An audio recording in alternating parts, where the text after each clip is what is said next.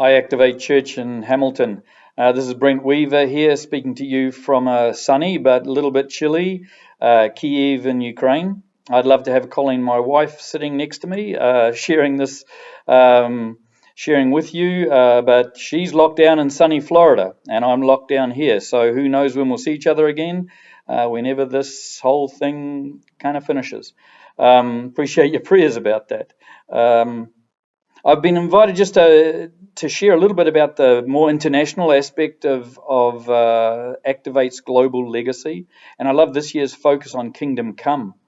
I have been kind of in church all my life in some ways, and for some reason, about half of my life, I missed the fact that Jesus' main thrust of what he was teaching and doing was related to his kingdom, and this idea of him becoming king, him being the king, him developing a community of people who follow him as the king, and that community growing and developing and spreading and transforming this world.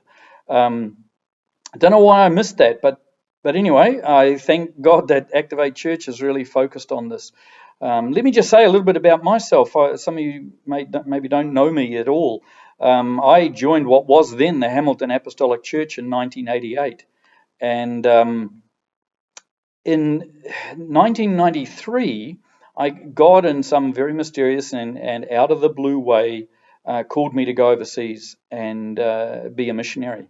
I ended up in 94 going to Russia, and since then been in Russia and Ukraine for the last 25 something years. But as I was thinking about it, my call to mission actually was in 1971. I was 11 years old. I used to be involved in Boys Brigade in Napier, my hometown, and it was at that time that I decided to follow Jesus. Decided to become a disciple of Jesus. Now, I didn't know it at the time what all of that meant, but God had a plan for me, and I don't know what your journey is and where you're at in your decisions to follow Jesus and what you know and how you're learning about that. But really, when we decide to follow Jesus, we are deciding to be part of his kingdom because he's a kingdom builder, and we're following the King.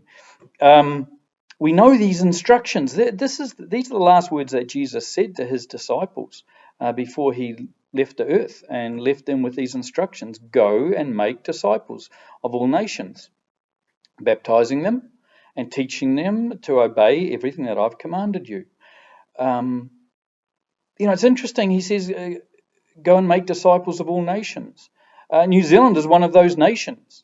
And so probably for the majority of you, your calling from God to be involved in the activities of the kingdom is probably going to be locally.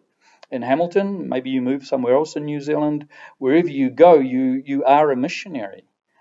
That word missionary has such bad connotations. You are a worker for the kingdom. You are a follower of Jesus. You're a servant of the King. Living your life, being a person of influence in all those people around you. But some of you, I really believe that God's going to take you internationally.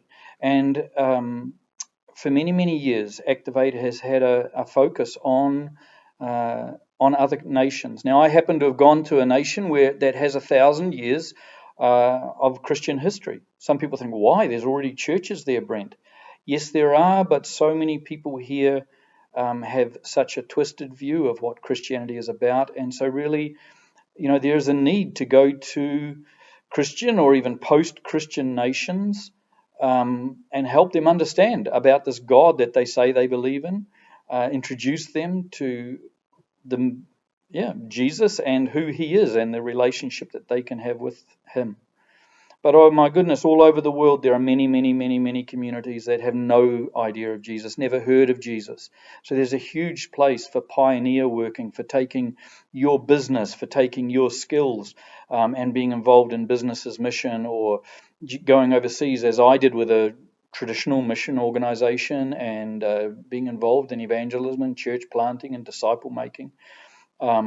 humanitarian aid, all of these activities that are involved in transforming communities spiritually, physically, socially, psychologically.